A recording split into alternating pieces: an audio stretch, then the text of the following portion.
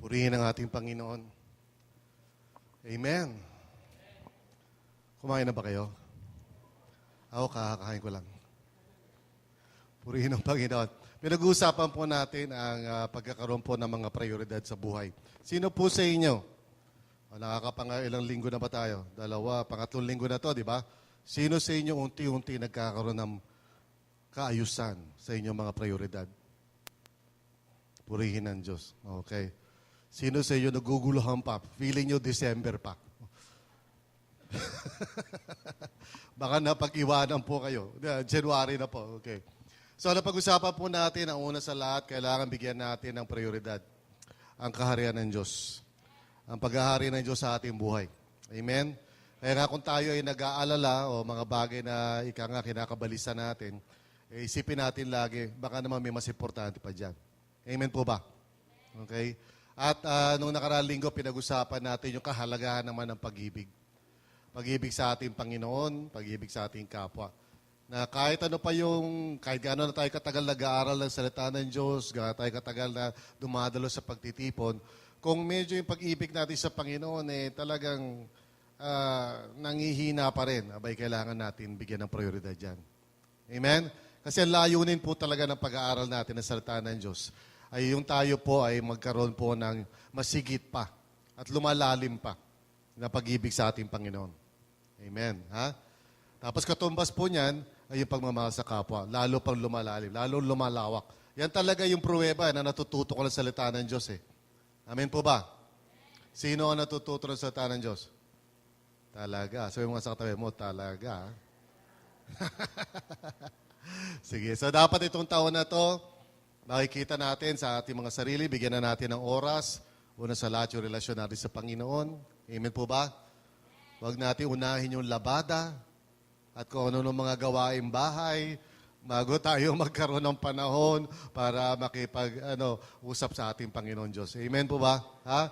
Huwag yung puro biking ng biking. Kailangan unahin muna ang Panginoon. Ha? Bago yung anumang bagay. Sige, praise the Lord. At ito, maganda, may small groups tayo sa taon na ito. So, umpisa na po tayo muli. Kaya I pray na sana lahat po tayo ay makilahok. No? February po ang start ng lahat ng small groups. Hallelujah. Exciting, ha? Ako lang excited dito. Ha? Excited ba kayo? Okay, mabuti naman. Okay. So, tayo ay dumako na sa pangatlong prioridad na dapat natin bigyan ng halaga. So, manalangin po tayo sa Panginoon. Lord, tunay nga na kami ay narito sa mundong ito ayon sa iyong kalooban at para sa iyong kaluwalhatian. Kaya sa umagang ito, Panginoon, sa muli namin pag-aaral, hayaan mo, Lord, na lalong lumiwanag pa at lalong tumimo pa sa mga puso namin, Panginoon, yung mga bagay na nais mo na aming bigyan ng importansya at prioridad sa buhay namin. At huwag namin kaligtaan, huwag namin isang tabi, huwag namin hayaan na lumipas na naman ng isang taon na hindi ito nabibigyan ng kahalagahan sa buhay namin. Lord, maraming salamat sa iyong banal na Espiritu na siya magtuturo sa amin sa araw na ito. Sa pangalan ni Jesus, lahat tayo magsabi ng Amen. Kaya purihin ang ating Panginoon. Imagine natin na tayo ay kasama sa isang basketball team. Bagamat yung mga babae, hindi makasiguro kayo mahilig sa basketball team. Pero imagine natin isang basketball team, no, na talagang excited na magkaroon ng tinatawag na huddle. Alam niyo ba yung huddle? Yung nagtitipon-tipon sila para pag-usapan kung ano yung play. Nakakita ba kayo, di ba may timeout sa basketball pag naglalaro yan, tinatawag yung mga player, no?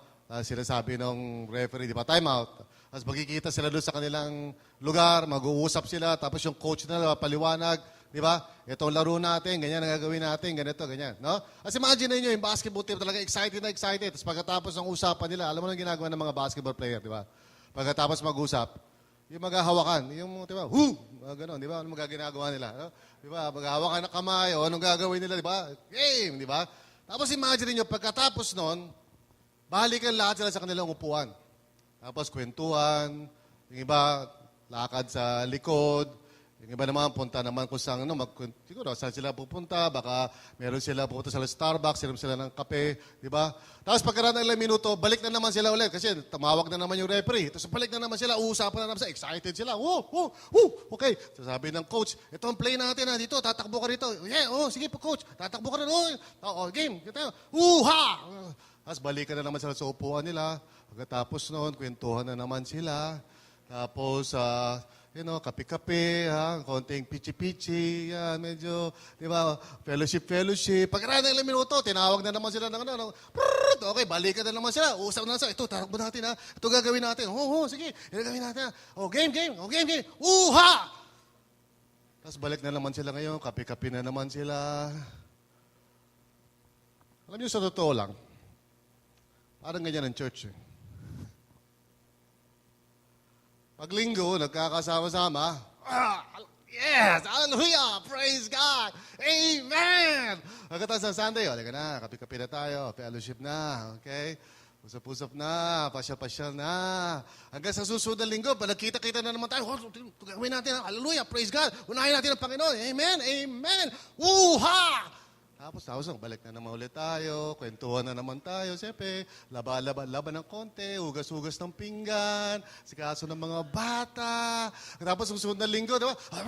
Praise God! Hallelujah! Purihin natin ang Panginoon, unahin natin ang Diyos. Amen! Uha! Tapos balik na naman ulit tayo sa dating gawin. Linggo-linggo. Kaya siguro pag pinanonood tayo ng mga tao, sabihin nila, ang prioridad nila yung kanilang pagtitipon pag linggo. Kasi doon sila pinaka-excited sa lahat Sa totoo niyan, dito sa series na to, kung iniisip namin na mga talakayin, isa sa mga iniisip namin talakayin, itong bagay na to na, kailangan pahalagahan yung pagtitipon tuwing linggo. Kasi yung iba, absent ang absent Di ba? Ngayon sabi mo sa katabi mo, ka absent. Absent di ba? Konting lang, medyo, di ba, may konting problema lang, may konting piyesta lang, di ba? May konting lang, medyo nilagnat ng konti yung ipis, konti absent na, okay, wala na. So sabi namin, nag-uusap kami sa mga pastoral team. Ito, bigyan natin ng halaga. Service. So habang nagpipray ako, sabi ko, sandali lang, parang mali yata yun. Hindi yun yung prioridad Kaya tayo nag-service para sa ganon tayo ay magkaroon ng kaalaman at kalakasan para sa isang napakahalagang prioridad. At hindi yung matulog o maboring, kung hindi ang kalooban ng Panginoon natin ay tayo ay magkaroon ng kalakasan upang umayo, magpatotoo, ipalaganap, ang Ebanghelyo. Yun ang prioridad Kaya tayo nagkakasama-sama pag linggo para magpaalalahanan, pagpalakasan, para pagpasok na naman muli ng panibagong linggo, ready na naman tayo sa gawain natin. Para ipatupad na natin yung play na siyang pinag-uusapan natin pag linggo. Hindi yung tuwing linggo, magkikita tayo. Amen! Hallelujah! Praise God! Praise God! Dapat mahalin natin ang kapwa at unahin natin ang kaharian ng Diyos. Amen ba? Amen! Uha! So, ng Lunes, kalimutan na. Pagdating ng Lunes hanggang susunod na naman na linggo, parang balik na lang tayo sa mga ginagawa natin, kung ano man yung inaasikaso natin, kung ano man yung pinapahalagahan natin. Samantala, ilang milyon pa rin mga tao ang di nakakarinig ng mabuting balita ng Panginoon. Huwag na natin sabihin yung mga milyon-milyon mga tao, sabihin na lang natin yung mga kakilala natin. Huwag na natin banggitin yung mga tao sa Africa. Sipin na lang natin yung mga kahalubilo mo, yung medyo nakakausap mo, nakaka-enkwentro mo, nakakasalubong mo, nakakausap mo siguro tungkol sa mga bagay-bagay sa buhay, nakakasalubong mo sa tindahan. Okay, baka kasama pa sa bahay. Yun na lang. Minsan lumilipas ang linggo, wala tayong nagagawang kahit anong bagay na may kinalaman sa ebanghelismo. Hindi naman ibig ko sabihin na kailangan mag-iebanghelista tayo. Di ba? Na para bang nagtatayo tayo ng krusada o naman. Hindi naman. Minsan yung mga simpleng bagay yan na pinaka-epektibo sa lahat eh. Amen po ba? Para sa akin, ang pinaka-epektibong paraan ng pagpapalaganap ng salita ng Diyos at ang kaharian ng Diyos ay yung mga simpleng bagay. Amen. Hindi naman yung parang, alam mo yung mga tao kasi, di ba, alam naman natin may mga couple mooks eh. Nakita ba kayo ng mga couple mooks? Ha? Yung mga tayo sa bus. Tapos tatayong ganyan, di ba? Mga kapatid! Tapos, pagkatapos magsalita, offering. Yung mga ganyan. Pag-iisipin mo, di ko kaya yan. Hindi naman ganyan kakapal ang mukha ko, di ba? Ha? O kaya yung mga magagaling magsalita, yung magagaling magpaliwanag. Minsan naiisip natin, ako, di ko kaya. Pero alam nyo ba, ang paraan talaga ng pagpapalaganap ng salita ng Diyos at ng kaharian ng Diyos ay sa mga simple lamang na paraan. At totoo niyang bawat isa po sa atin. Maaaring meron tayong magawang mga bagay na simple lang. Halimbawa, pwede mo sabihin sa isang tao na hindi pa nakakilala sa Panginoon, kamusta ka na? Pwede ba kita ipag-pray? Pastor, okay na ba yun? Okay yun. Kaya lang di mo kasi iniisip eh. Amen. Wala sa isip mo ang ipalaganap ang salita ng Diyos at kaharian ng Diyos mula Lunes hanggang Sabado. Ang nasa isip mo, sana dumating na yung Sunday. Bakit? Para naman makapagpuri na naman ulit kami. Para makapag-amen na naman kami at sabihin na naman namin, uha! Pero mula Lunes hanggang Sabado, hindi mo naiisip na baka naman mayroong maliliit na bagay na pwede kang magawa. Kamanggagawa mo. O sino man tao yung kausap mo na minsan nag-share lang sa'yo ng mga problema niya. Ano ba naman yung simple na makinig ka at sabihin mo, nako, ang hirap niya, pwede ba kita ipag-pray? Yung mga simpleng bagay na yan. Yan ang nagdadala sa mga tao sa kaharian ng Diyos. Amen?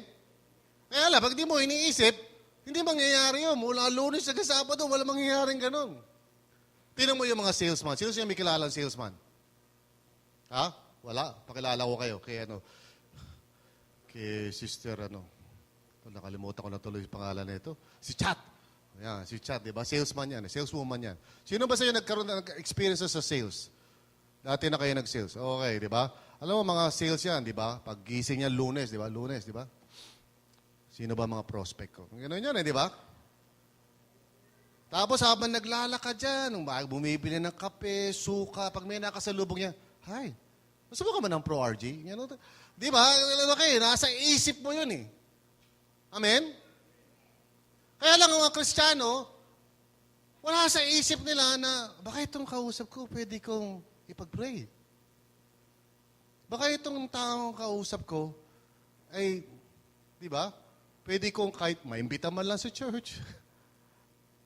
Pastor, paano pag humindi? Ano kung humindi? Hindi naman nakamamatay yun. Wala pa ako nakita ng taong namatay nung sinabihan siya nung inibita niya, uy, punta kang church. Ayaw. Bigla siya namatay. Wala pa ako nakikitang ganun. Amen? Kaya lang hindi natin ginagawa. So ngayon, ang gusto kong talakayin ngayon sa umagang ito ay yung susi sa evangelismo. Kasi naniniwala ako na merong maliit lang na bagay na kung yun ay mababago, okay, ay talagang sa tingin ko, mababago rin yung prioridad natin. Amen po ba? Ito'y may kinalaman sa pananaw natin sa mga taong hindi pa mananampalataya. Ano ba ang tingin mo sa kanila? Yun eh. Nandun yun eh. Kasi kung anong tingin mo sa kanila, yun ang nagiging dahilan kung bakit magkakaroon ka ng interest na tulungan sila. O kaya parang huwag mo masyadong isipin. Alam mo naman na hindi mananampalataya, pero wala ka masyadong gagawin. Depende yun sa tingin mo sa kanya eh. Amen. Alam naman natin na maraming taong hindi pang mananampalataya. Baka nga iba dyan, sa paligid mo, di ba, nagmumura, di ba, nagkukwento ng mga green jokes, nagtoma ng toma, di ba? Tapos talaga namang, mga halangang bituka. Sino may mga kilalang mga gano'n? Talaga, walang pakialam sa Diyos. Siguro, pag nakakilala ka ng mga ganyan, parang iniisip mo, pupunta kayo sa impyerno. Anong pananaw mo dyan sa mga taong yan? Kaya yan ang pag-uusapan natin. Kasi naniniwala ako, pag nabago yung pananaw mo sa tao, mababago din yung prioridad mo. Amen? Okay.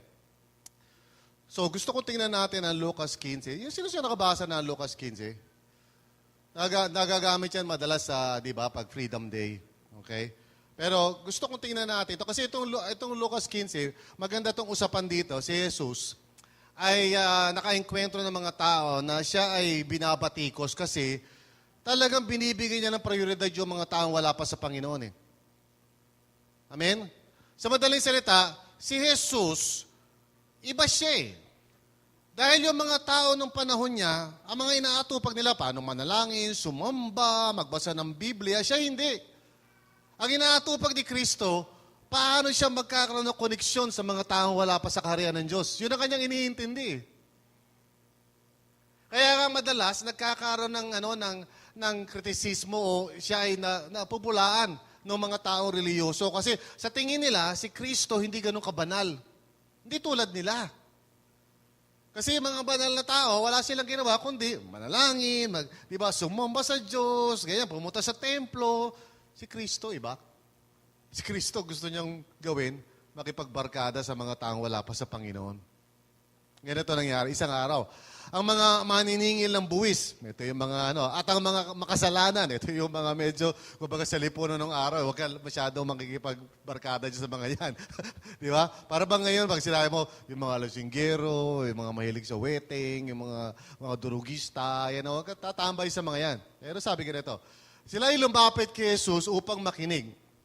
Alam mo, yung mga tao ng araw, yung mga taong hindi makapasok sa templo, ang gusto nilang dinidikitan si Kristo.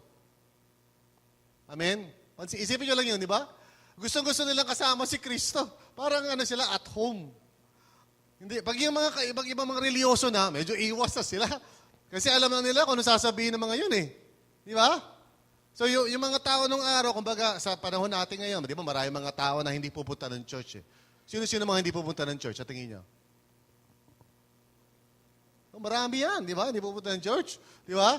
Siyempre, yung mga may bisyo, isa na yan, di ba? O yung mga tao may mga kabit, no? Na 10 ang kabit, o naman, di ba? Yung mga tao na gumagawa ng mga kasalanan, hindi yan pupunta rito, di ba? O kaya yung mga, minsan may pumupunta, pero bihira eh. Alam mo na yung mga crossdresser. Alam mo yung crossdresser? Nakakita na kayo ng crossdresser? Yung lalaki nakapalda, saka makeup. Isang beses pala nangyari yan dito sa RLCC, may pumunta rito ganyan. Nagkagulo ang RLCC, hindi malaman kung anong gagawin. Eh kasi bigla pumasok dyan eh, ay, ito ba church? Nagagano sa yung mga, naalala ko yung mga youth eh. Medyo tumigas sila lahat eh, parang anong gagawin natin dito? Di ba, naka-makeup, talagang mukhang babae, pero alam mo, lalaki kasi may Adam's apple eh. So yung mga taong gano'n, parang iwas yun na pumunta sa mga lugar na ganito at ayaw nila makihalubilo sa mga taong tulad natin. Alam niyo bakit? Agad-agad mapapansin natin yung mali nila eh. Di ba ba? Si Kristo hindi. Nagbulong-bulungan naman ng mga Pariseo at mga tagapagturo ng kautusan. Sabi nila, ang taong ito, si Kristo ay nakikisama sa mga makasalanan at nakikisalo sa mga ito. Ayun. At dahil doon, sa akusasyon na yon, nagkwento si Kristo. 3 kwento. Amen? At bawat isa doon sa mga kwento na yan, ay ang gusto niya mangyari ay makita ng mga tao, ng mga Pariseo, kung ano ba ang talagang dapat na maging pananaw mo sa mga taong wala pa sa Panginoon. Amen? So, unahin natin yung 3 kwento yan. Yung unang kwento ay yung parable of the lost sheep. Okay? Tingnan natin ito para makita natin kung sa mata ng Diyos, anong tingin niya sa mga tao na wala pa sa kaharian ng Diyos? Ano tingin niya sa mga taong makasalanan? Ganito sabi. Dahil dito, sinabi sa kanila ni Jesus ang talinghagang ito. Kung ang sino man sa inyo ay may 100 tupa at mawalan ng isa, ano ang gagawin niya? Siyempre tayo, hindi naman tayo nag-aalaga ng tupa. Okay? Pero yung mga tao nung araw, alam na agad nila kung anong gagawin nila. Kaya sinabi na ni Jesus kung anong gagawin, di ba? Hindi ba't iiwan niya ang 99 sa pastulan at hahanapin ang nawawala hanggang sa ito'y matagpuan? Kapag nakita na niya ang tupa, ay masaya niya itong papasanin. Isinasabi ni Kristo ay isang bagay na ugali ng mga tao nung araw na talaga naman sasang-ayon sila na ganun ang gagawin nga ng isang tao. Ibig sabihin, hindi ito parang Oo, hindi. Pababayaan nila yung isa na yun hanggang mamatay. Hindi yun ang gagawin nila. So yung tanong ni Kristo, kumbaga, simple lang. Sa tingin niyo, pag may nawalang isang tupa, anong gagawin nung pinakapastol? Abaya, hanapin niya. Sabi pang ganito, pagdating sa bahay, aanyayahan niya ang kanyang mga kaibigan at mga kapitbahay at sasabihin sa kanila, makipagsaya kayo sa akin dahil nakita ko na ang tupa kong nawawala. Pansinin niyo ito mga kapatid. Si Kristo, sinasagot niya yung paratang sa kanya. Bakit ka ba nakikipaghalubilo sa mga taong makasalanan, marurumi?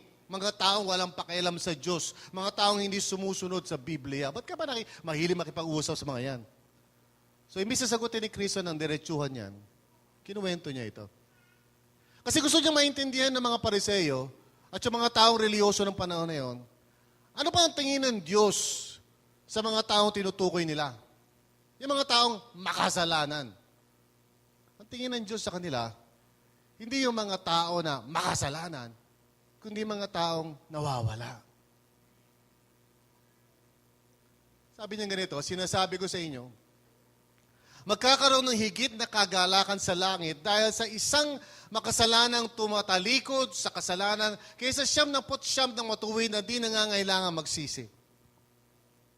Ano ibig sabihin niya dito? Ibig sabihin niya, dahil ang isang pastor ay nagmamahal sa kanyang mga tupa, pag nawala ang isa, hindi niya kaya yun.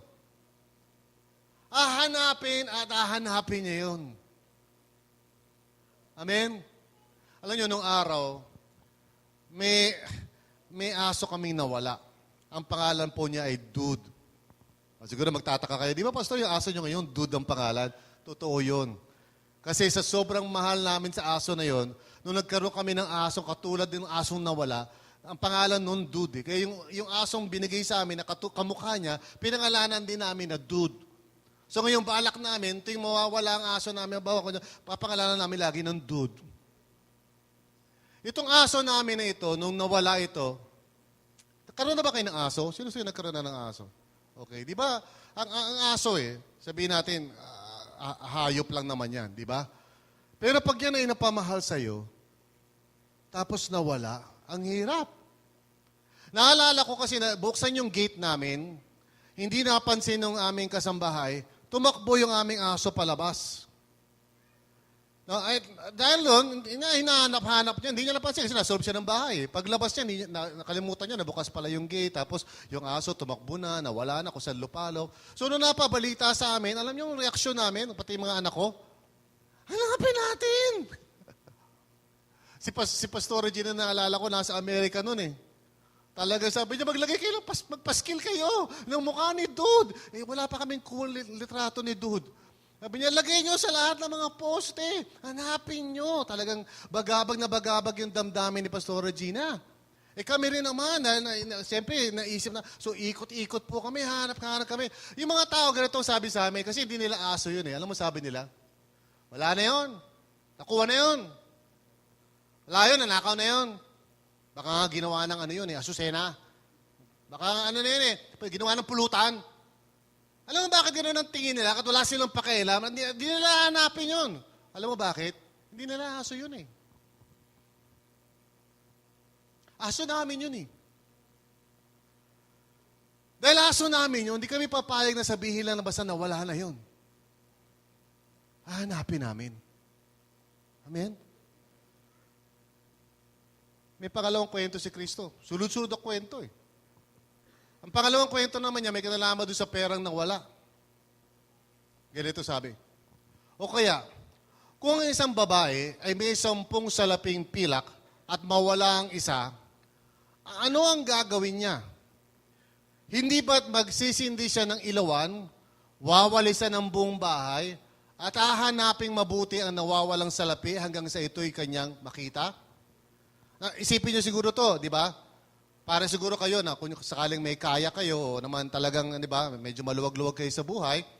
Pag katulad ngayon, di ba, sa panahon natin, alam niyo yung maliliit na 5 na may ano ba, 5 ba yun, yung may butas sa gitna? Nalaglagan na ba kayo niya sa jeep? Yung ba magbabayad kayo, nalaglag?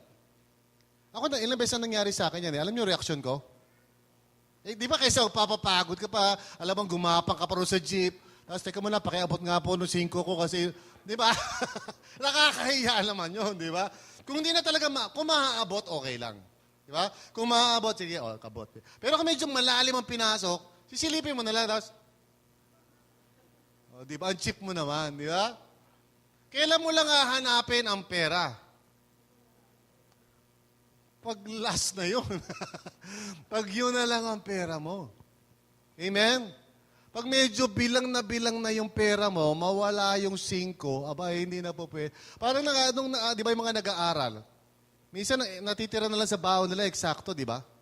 7 ba yun o 8? Di ba? Tapos pag bunot nila, nalaglag yung piso. Talaga naman, di ba? Hanapin niya! Paano ako uuwi? Ganun ito eh. Ito yung isang insidente kung saan marahil itong babae na to, yun lang talaga ang pera niya. Nawala yung isa. At sabi niya, hindi ba't magsisindi siya ng ilawan, wawalisan ng buong bahay, at hahanaping mabuti ang nawawalan sa lapi hanggang sa ito'y kanyang makita? Kasi kung ikaw mayaman ka, sasabihin mo, yaman na yan. Pero kung hindi ka kasi ikaw eh, hindi kasi ikaw siya. Pero kung ikaw siya, at yun na lang natatanging yaman mo, hindi mo masasabi yun. Kasi pag nawala ang isang bagay na mahalaga sa'yo, di ba? At importante, hahanapin mo talaga yun. Sabi niya, kapag nakita na niya ito, aanyayahan niya ang kanyang mga kaibigan at mga kapitbahay at sasabihin sa kanila, makipagsaya kayo sa akin sapagkat nakita ko na ang nawawala akong salaping pilak. Yung mga kapitbahay naman, ilan ba'y nawala? Isa. Magse-celebrate na tayo, isang pilak ang kinawala. Maliban na lang nakilala nila itong taong ito at alam nila na yun na lang talaga ang tanging yaman niya. Amen? Alam niyo, sa totoo lang, mahirap nating unawain yung pananaw ng Panginoon Diyos sa mga tao eh. Ganito ang sinasabi ko sa inyo, gayon din ang kagalakan ng mga anghel ng Diyos dahil sa isang makasalanang tumatalikod sa kasalanan. Naintindihan ba natin kung gaano kahalaga ang bawat nilalang sa mata ng Diyos? Alam mo tayo kasi ganito tayo. Pinapahalagahan natin, siyempre, yung mga tao na importante sa atin. Pero yung mga tao na marahil siguro kilala natin na masasama o mayroong ginagawang parang minsan sa isip natin, although di man natin sasabihin, kung halimbawa doon sa Quezon, yung ambush doon. Di ba? Habang lumalabas yung mga balita, lumalabas na mukhang mga masasama rin tao yun, di ba? Meron akong kausap ganito sabi niya, alam mo, masasama rin yan. Mapamatay sa kanila masama, sila rin masasama. Buti na yan, para mabawas-bawasan ng masasama. Siyempre, di ba? Kasi naisip mo, yung mga taong masama, dapat nga dyan mabawasan ang mundo natin sa mga taong masasama eh. Di ba? Bagamat mali yung paraan, pero sa isip natin, buti na rin para mabawasan ng mga hold-upper. Di ba? Pero hindi ganun ang Panginoon. Yun ang sinasabi ni Kristo, hindi kasi kayo katulad ng Panginoon eh. Hindi nyo kasi alam ang puso niya. Hindi mo kasi alam ang damdamin niya. Yung sinasabi ni Kristo. Kahit na sabihin natin, bagay lang yan. Sino sa inyo nawala na ng isang bagay na kung tutusin, kaya importante sa iyo kasi may pinagbulan yun. Ano mo, nirigalo sa iyo ng anak mo, o ng may sentimental value. Sino sa inyo nawala na ng ganun? Bawa, ballpen. Di ba? Nawala yung ballpen, nirigalo sa iyo ng isang tao. So, hanap ka ng hanap. Yung taong hindi niregaluhan, sasabihin niya, ano ka ba? Bumili ka sa National Bookstore niyan. Ano ka ba? Ba't ka ba nagpapakahirap hanapin yan? Di ba? Sasabihin sa'yo, pabayaan mo na, pero ikaw, na nawalan, hindi pwede. Hanapin mo. Alam niyo mga kapatid, importante itong pupuntahan natin dito kasi karamihan sa atin dito, wala tayong oras o panahon para gumawa ng mga bagay na may kinalaman sa ebanghelismo dahil lamang sa isang bagay. Mali ang pananaw mo sa tao. Mali ang tingin mo sa kanila. Para sa Diyos, ang matagpuan, di ba? ang isang kaluluwa na naliligaw ng landas ay napakahalaga.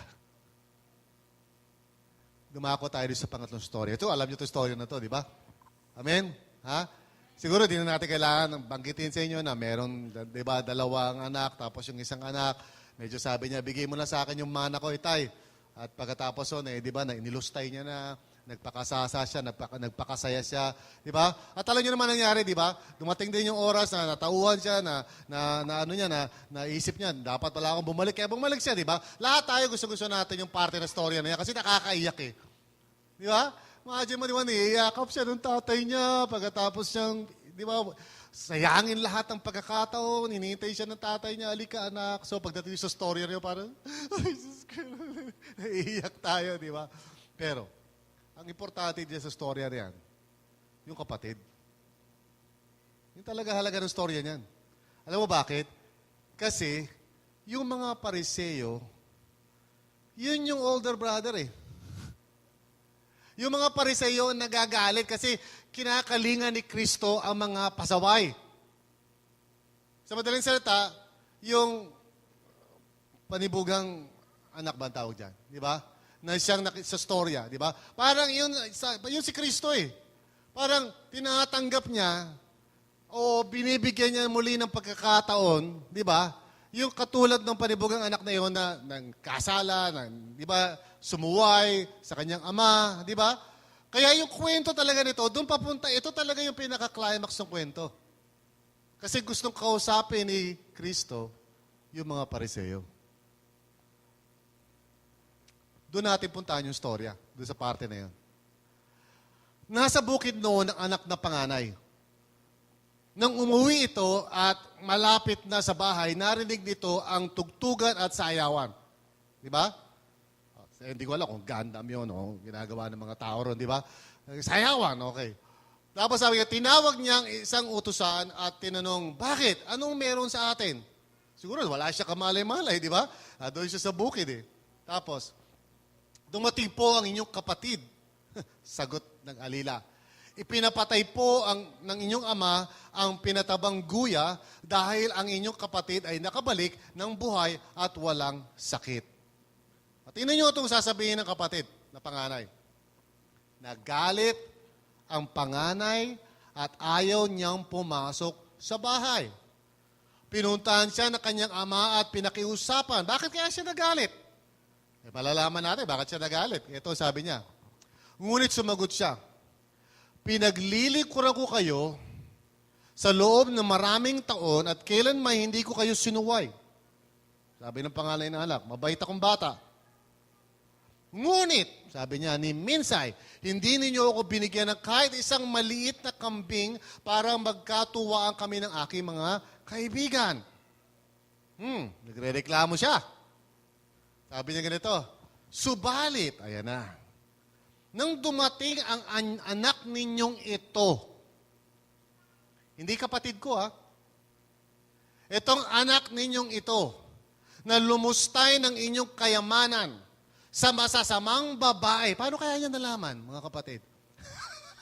Sinundan kaya niya? Meron kaya siyang CCTV camera?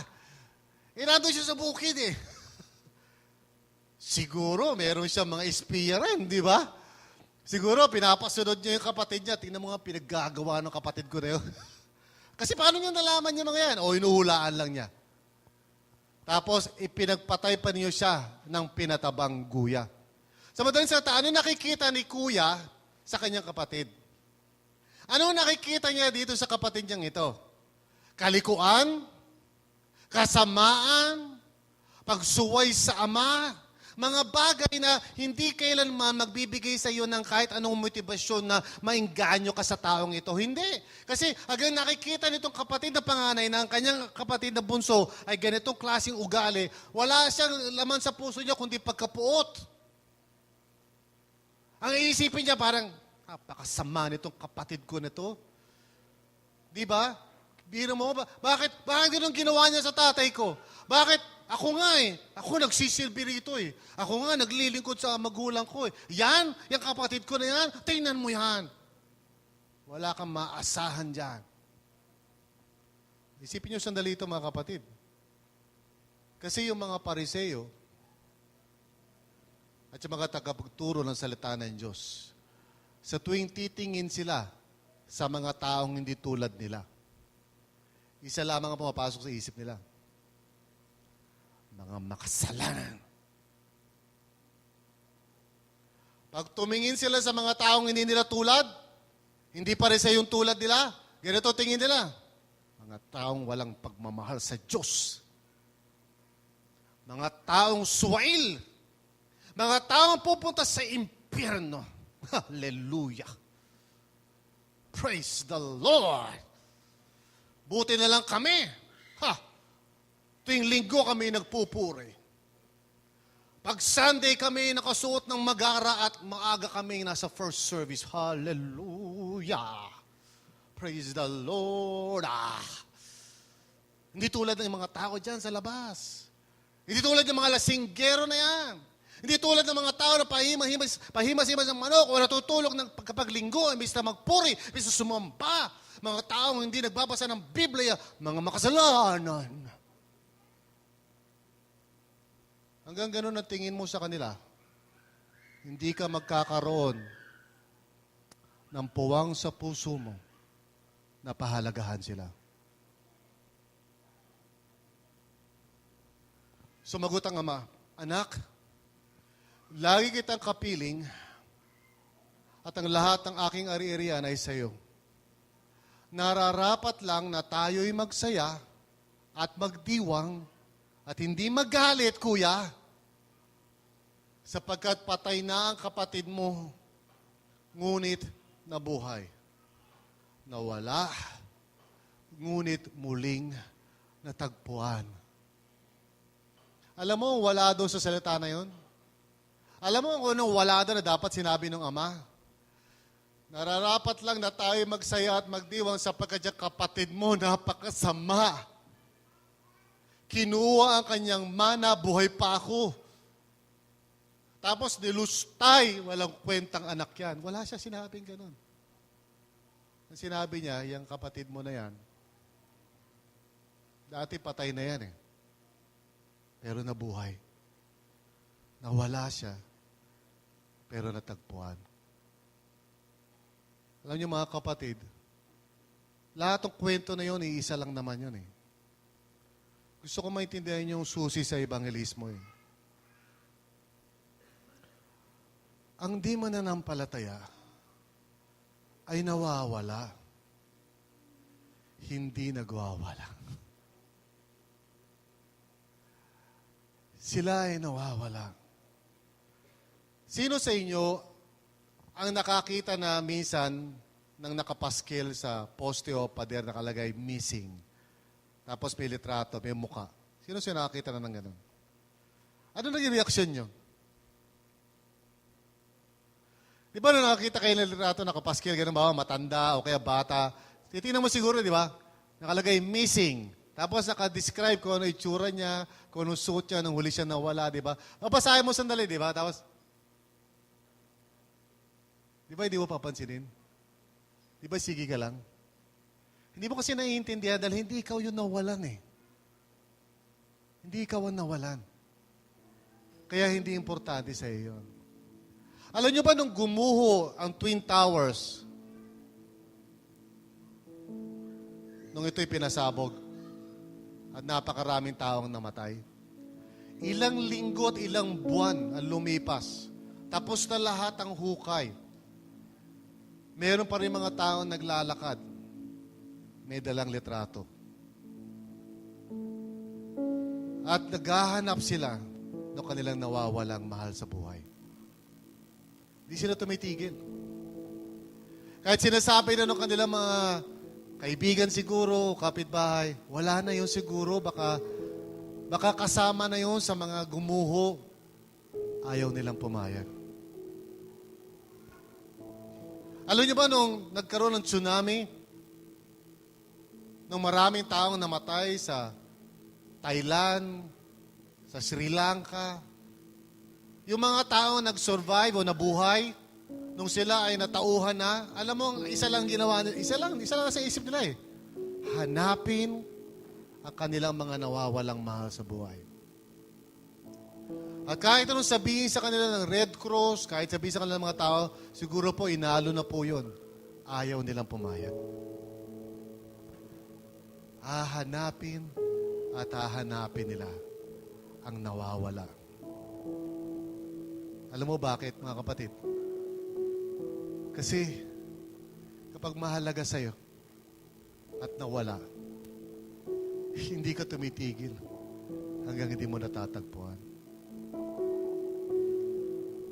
Alam niyo mga kapatid, bakit maraming Kristiyano ang walang pakialam sa ebanghelismo? Hindi natin naiintindihan ang kirot ng puso ng ating Panginoon Diyos. Sa bawat taong nawawala. Naiintindihan ba niyo yun? Siguro di pa kayo nawawalan ng isang bagay na importante. Ito ang gusto ng Panginoon na mabago sa ating puso't isipan. Na ang isipin natin sa mga taong hindi mananampalataya, hindi yung sila ay makasalanan, salbahe, lasinggero, hindi yun. Isipin mo ganito, nawawala sila at hinahanap sila ng kanilang Ama. At ikaw ang pinapunta ng Diyos sa buhay nila para ibalik sila sa nagmamahal nilang Ama. Amen? Isipin natin ang bawat isa sa atin dito ay may tungkulin. Ano yung tungkulin natin? Natulungan ang lahat ng mga nawawala na makabalik sa kanilang Ama na nagmamahal sa kanila. Kaya pag may kausap ng isang tao na alam mong wala pa sa Panginoon, isipin mo lang ito. Nawawala ito. Nawawala siya. Kailangan siya may balik sa kanyang Ama. At kapag ganyan ang nangyari sa iyong puso at isipan, siguro magiging katulad ka sa mga tao na paggising pala ng umaga, iniisip nila, kanino ko kaya iaalok ang Pro RG? Pero ikaw, iba. Sino kayang nawawala ang makikita ko ngayon? At paano ko kaya siya matutulungan? Mga kapatid, hindi kinakailangan na marami kang alam. Hindi kinakailangan na matalino ka. Kailangan lang nung kapuso ka ng Panginoon. Kasi dumurugo ang kanyang puso hanggang hindi natatagpuan ang mga nawawala. O kaya isipin mo na kapatid mo yun. Isipin mo na nawawala ang kapatid mo. Di ba hanapin mo yun? Amen? Di ba hindi ka titigil ang hindi natatagpuan yun? So isipin natin mga kapatid na dyan sa labas, sa inyong mga pinagtatrabahuan, sa mga kayo nakatira, andyan yung mga kapatid mo, nawawala. Hanapin mo sila. Tayo yumuko. Panginoon, patawarin mo kami na hindi namin naiintindihan ang puso't damdamin mo sa mga taong nawawala. Panginoon, patawarin mo kami na nakikita lamang namin sa kanila ay ang kamalian nila. Mga maling ugali, mga maling ginagawa.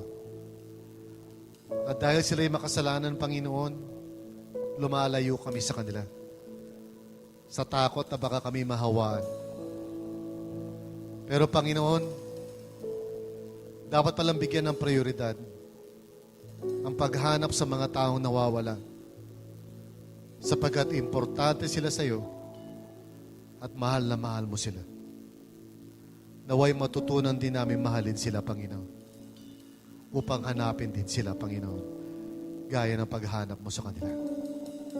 Maraming salamat po sa pangalan ni Jesus. Amen. Tayo po'y magsitayo, mga kapatid. At ating purihin ang ating Panginoon sa mamagitan ng awit na ito.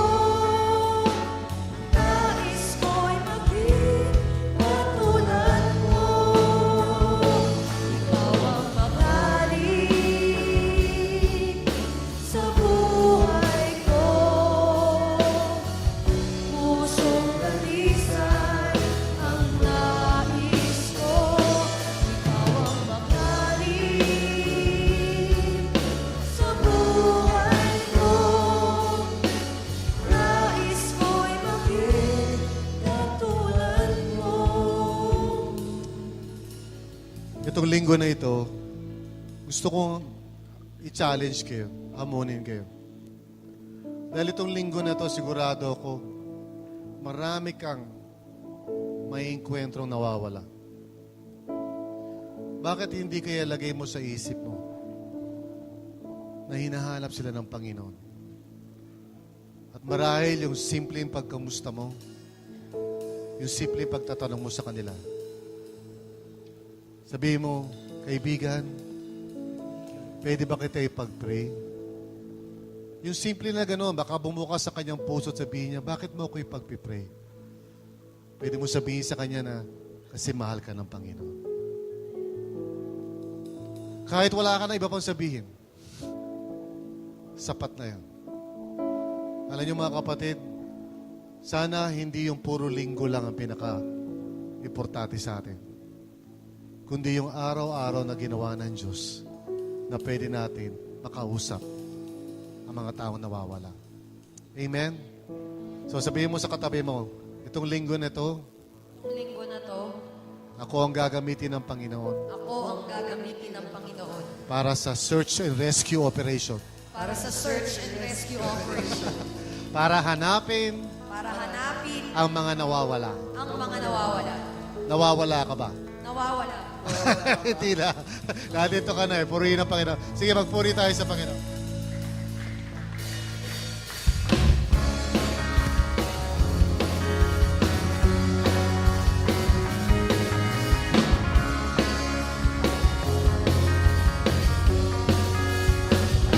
Napakabuti ng ating Diyos, di siya nagbabago.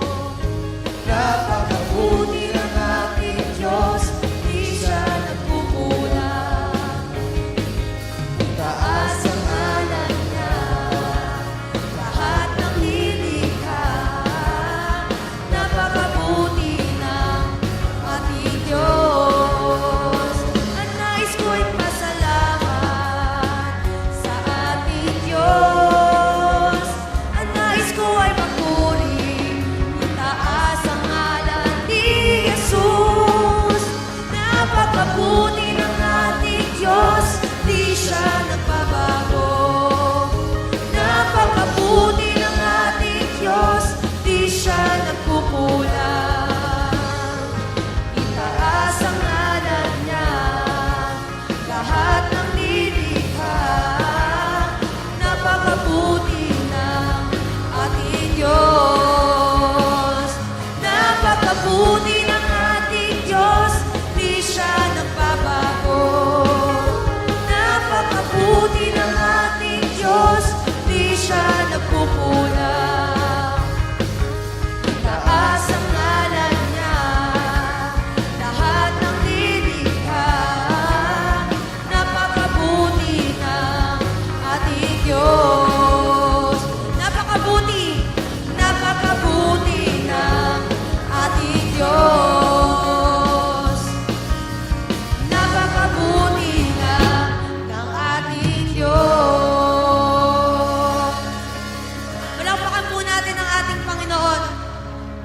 Sa atin pong pag-uwi, huwag po natin kakalimutan na hanapin ang mga nawawala sapagkat ito ang tinalaga sa atin ng ating Panginoon upang ating ipalaganap ang kanyang pag-ibig at salita sa mga taong di pa nakakakilala sa kanya.